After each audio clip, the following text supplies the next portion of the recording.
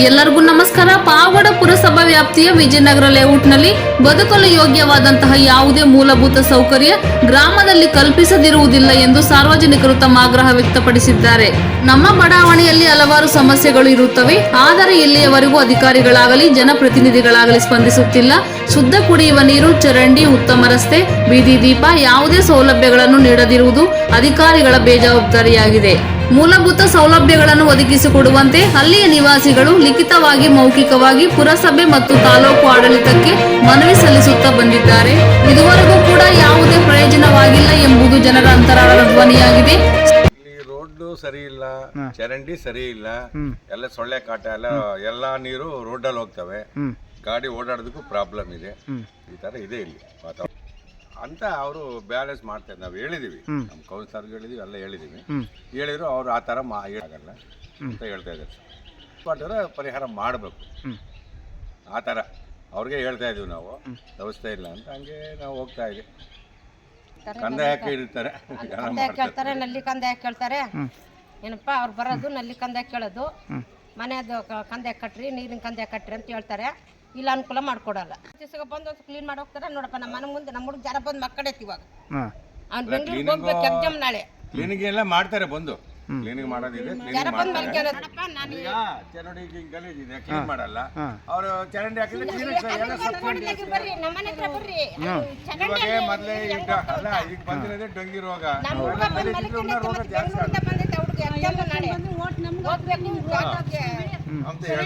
ಎಲ್ಲ ಅನುಕೂಲ ಮಾಡ್ಕೊಡ್ತೀವಿ ಮೇಡಮ್ ಅವರೇ. ಲೈಟ್ ಹಾಕ್ತೀವಿ, ಯಾವ್ದು ಇರಲ್ಲ ಸರ್. ಇಲ್ಲ ಸರ್, ಈಗೀಗ ಹಾಕಿದ್ದಾರೆ. ನಾವು ಹೊಸದಾಗಿ ಬಂದಂತ ಯಾವ ಲೈಟ್ ಹಾಕಿದಾರೆ. ಲೈಟ್ ಸಮಸ್ಯೆ ಇಲ್ವಲ್ಲ. ಮನೆಗೆ ಬಿಟ್ಟಿದ್ವಿ ಎಲ್ಲ ಒಂದ್ ಕಡೆ. ಅಂದ್ರೆ ಡೆಂಗಿ ಜ್ವರಕ್ಕೆ ಸರಿಯಾಗಿ ಈ ಚರಂಡಿ ವ್ಯವಸ್ಥೆ ಇಲ್ಲ ಅಂದ್ರೆ ತೊಂದರೆ ಆಗುತ್ತೆ. ಇನ್ನೇನ್ ಮಾಡ್ತಾರೆ ಸರ್? ಇನ್ನ ಒಂದ್ ಕಡೆಯಿಂದ ಮಲಗಿದ್ವಿ ನಾವು ಅಂತ. ಅಲ್ಲ, ಡೆಂಗಿ ಜ್ವರ ಸ್ಟಾರ್ಟ್ ಆಗಿದೆ.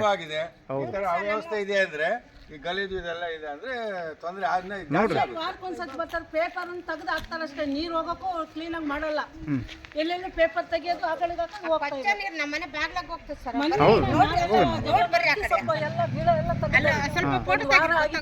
ರೋಡಲ್ಲಿ ಹೋಗುತ್ತೆ ಕೊಚ್ಚೆ ನೀರು. ಹಂಗೆ ಇದ್ವು. ನಮ್ಮನೆ ಪಕ್ಕದಲ್ಲೇ ಚರಂಡಿ ನೀರು ದಾಟ್ಕೊಂಡೆ ಒಳಗಡೆ ಹೋಗ್ಬೇಕು ನಾವು. ಸರ್ ಕಂದ ಎಲ್ಲ ಕಡಿಸ್ಕೊಂಡು. ತಮ್ಮ ಹೆಸರು? ನನ್ನ ಹೆಸರು. ಅಲ್ವಾ ಇಲ್ಲಿ ಮೋರಿಗೆಲ್ಲ ನಾನು ಮಣ್ಣು ತುಂಬಿದ್ದೀನಿ. ಮತ್ತೆ ಮೋರ್ಗಳಿಗೆ ನೀವು ಮನೆ ಹತ್ರ ಚರಂಡಿ ಮಾಡ್ಕೊಡ್ರಿ ಅಂತ. ಇನ್ನೊಂದು ಅಮ್ಮ ಬರುತ್ತೆ, ನಿಮ್ ನೀರ್ ಗಡ್ಡ ಹಾಕ್ಬಿಡ್ತೀವಿ, ಎಲ್ಲಾನು ಬಿಟ್ಕೊಡ್ರಿ ಅಂತ. ನಾವ್ ಎಲ್ಲಿಗೆ ಹೋಗ್ಬೇಕಿನ್ನ? ನೀರ್ ಗಡ್ಡ ಹಾಕ್ಬಿಟ್ರೆ ಮುಂದಕ್ಕೆ ಅನುಕೂಲನೇ ಇಲ್ಲ. ತಮ್ಮ ಹೆಸರು? ತಮ್ಮ ಹೆಸರು ನಿಧಾನ, ಒಬ್ಬೊಬ್ರು ಮಾತಾಡ. ನಾಗಭೂಷಣ ಅಂತ. ಚರಂಡಿ ವ್ಯವಸ್ಥೆ ಆದ್ರೆ ನೀಟಾಗಿ ಯಾವುದೇ ಮನೆಗಳಲ್ಲಿ ಬಂದಂತ ನೀರೆಲ್ಲ ಅಲ್ಲಿ ಪಾಸ್ ಆಗಿ ಹೊರಟೋಗ್ತವೆ. ಸೊ ಹಂಗಾಗಿ ತುಂಬಾ ವರ್ಷಗಳಿಂದ ನಾವು ಇದ್ರೂ ಸಹ ಇಲ್ಲ, ಅವ್ರಿಗೆ ಹೇಳ್ದಂಗೆಲ್ಲ ಬರ್ತವೆ ನೋಡ್ತೀವಿ, ಅಲಾಟ್ಮೆಂಟ್ ಇಲ್ಲ ಅಂತ ಹೇಳ್ತಾ ಇರ್ತಾರೆ. ಸೊ ಈಗ ರೋಡಲ್ಲಿ ಕರೆಕ್ಟ್ ಎಲ್ಲ ಅವ್ರವ್ರ ಮನೆಗಳು ಸುಮ್ಮನೆ ರೋಡ್ಗೆಲ್ಲ ನೀರುಗಳು ಬಿಟ್ಬಿಟ್ರೆ ಎಲ್ಲ ಬರೀ ಎಲ್ಲ ಕಡೆ ಕೊಚ್ಚೆ ಆಗಿ ಬರೀ ಎಲ್ಲ ಈ ಕಾಲ್ರ, ಮಲೇರಿಯಾ, ಡೆಂಗ್ಯೂ ಆಗಿ ಸೊಳ್ಳೆಗಳೆಲ್ಲ ತುಂಬ ವಿಪರೀತ ಸೊಳ್ಳೆಗಳಾಗಿದೆ. ಸೊ ಹಂಗಾಗಿ ಕಸದ ಒಂದು ವಾಹನ ಬರುತ್ತೆ, ಕಸ ತಗೊಂಡೋಗುತ್ತೆ ಮನೆಗಳು ಅಷ್ಟು ಬಿಟ್ರೆ ರೋಡ್ನಾಗ ಬಿದ್ದಿರೋದೆಲ್ಲ ಹಾಗೆ ಇರುತ್ತೆ. ಚರಂಡಿಗಳೆಲ್ಲ ಮೇನ್ ಅವ್ಯವಸ್ಥೆ ಜಾಸ್ತಿ ಇದೆ ಇಲ್ಲಿ. ಮೊದಲಾಗಿ ಚರಂಡಿ ಆಗಲೇಬೇಕು. ಚರಂಡಿ ಆಗಲಿಲ್ಲ ಅಂದರೆ ತುಂಬಾ ಸಮಸ್ಯೆ ಆಗುತ್ತೆ. ತುಂಬ ರೋಗಗಳಿಂದ ಮಕ್ಕಳು, ದೊಡ್ಡವರು ಎಲ್ಲರೂ ಸಹ ಜ್ವರಗಳು, ಕಾಯಿಲೆಗಳು ವಿಪರೀತ ಆಗಿ ತುಂಬ ಈ ಸಾರ್ವಜನಿಕರು ತುಂಬ ತೊಂದರೆ ಆಗ್ತಾ ಇದೆ. ಮಾಡ್ಕೊಡ್ಬೇಕು ಸರ್ ಇದೆಲ್ಲ. ಈ ವಾರದ ಮುಂಚೆಗೆ ನೀವು ಬಂದಿದ್ರಿ, ಇದೆಲ್ಲ ನೋಡಿದ್ರೆ ನೀವೇ ಬೈತಾ ಇದ್ರಿ, ಏನ್ರಿ ಈ ತರ ಐತೆ ಅಂತ. ಈ ತರ ಇಲ್ಲೆಲ್ಲ ಬಂದಿದ್ದು ಗಿಡ ಎಲ್ಲ ಬಹಳ ವರ್ಷದಿಂದ ಹೇಳ್ತಾ ಇದ್ದೀವಿ ಸರ್. ಹೇಳ್ತಾ ಇದ್ರು ಕೂಡ ಇವಾಗ ಹಾಕಂತ ಇಲ್ಲ. ಅಲಾಟ್ಮೆಂಟ್ ಇಲ್ಲ, ಅದಿಲ್ಲ ಇದಿಲ್ಲ ಅಂತ ಅವ್ರು ಮುನ್ಸಿಪಾಲಿಟಿ, ನಮ್ಮ ಚೀಫ್ ಆಫೀಸರ್ ಅವ್ರಿಗೂ ಹೇಳ್ತೀವಿ, ಇಲ್ಲಿ ಕೌನ್ಸಿಲರ್ಗೆ ಹೇಳಿದ್ದೀವಿ. ಏನ್ ಮಾಡಿದ್ರು ವ್ಯವಸ್ಥೆ ಮಾಡ್ತಾ ಡೈಲಿ ಹೋಗ್ತಾನೆ ಅಪ್ಪ. ಅಣ್ಣ ಏನಣ್ಣ ನೀನ್ ಹಿಂಗ್ ಮಾಡ್ತೀಯ, ಚರಂಡಿ ಫಸ್ಟ್ ಚರಂಡಿ ಮಾಡ್ಸಪ್ಪ.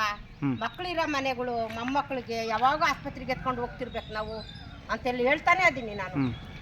ಮಾಡೋಣಕ್ಕ ಮಾಡೋಣ ಅಂತಾನೆ.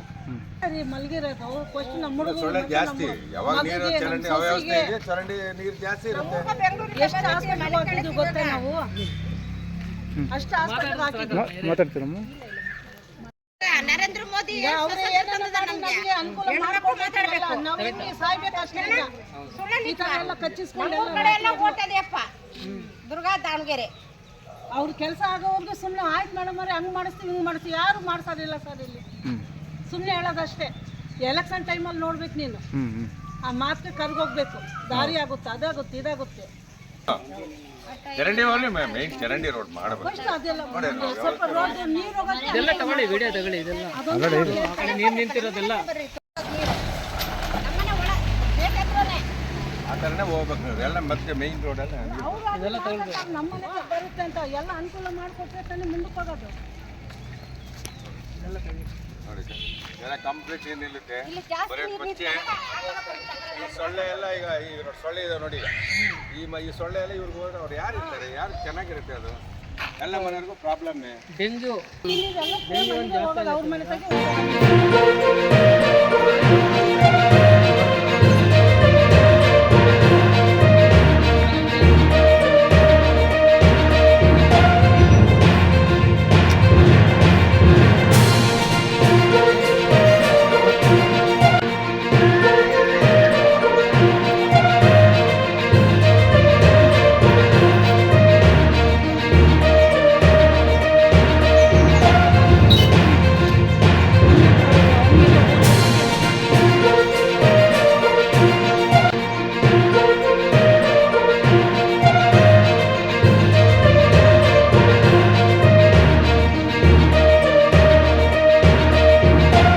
ಅಂತ ಇಲ್ಲೇ ಪಾವಗಡ ಸ್ವಲ್ಪ ಗಟ್ಟಿಯಾಗಿ ಮಾತಾಡಿ. ಪಾವಗಡ ತಾಲೂಕು ಟೌನು ಶಾರದಾ ವಿದ್ಯಾಪೀಠ ಸ್ಕೂಲ್ ಮುಂಭಾಗ ಇದು ವಿಜಯನಗರ ಲೇಔಟು.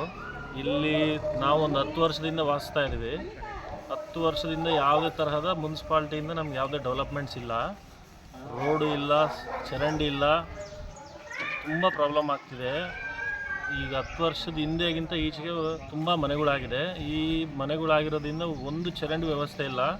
ಎಲ್ಲ ಮನೆಗಳ ಪಕ್ಕದಲ್ಲೇ ಬಿಟ್ಕೋಬೇಕಾಗಿದೆ. ಮಕ್ಕಳಿಗೂ ಎಲ್ಲರಿಗೂ ತೊಂದರೆ ಆಗ್ತಿದೆ. ದಯವಿಟ್ಟು ತಹಸೀಲ್ದಾರ್ ಅವ್ರಿಗಾಗಲಿ ಇಲ್ಲ ಚೀಫ್ ಮುನ್ಸಿಪಲ್ ಅವ್ರಿಗಾಗಲಿ ಚೂರು ಅವರಿಗೆ ತಲುಪೋವರೆಗೂ ಹಾಗೆ ಒಂಚೂರು ಹೆಲ್ಪ್ ಮಾಡಿ.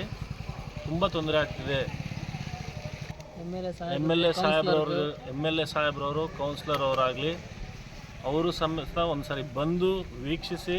ತುಂಬ ತೊಂದರೆ ಆಗ್ತಿದೆ. ಮಕ್ಕಳು ಮರಿ ಅಡ್ಡಾಡೋಕ್ಕಾಗಲಿ, ಹಾವು ಚೇಳು ತುಂಬ ಪ್ರಾಬ್ಲಮ್, ಹಾವುಗಳು ತುಂಬ ಪ್ರಾಬ್ಲಮ್ ಆಗ್ತಿದೆ.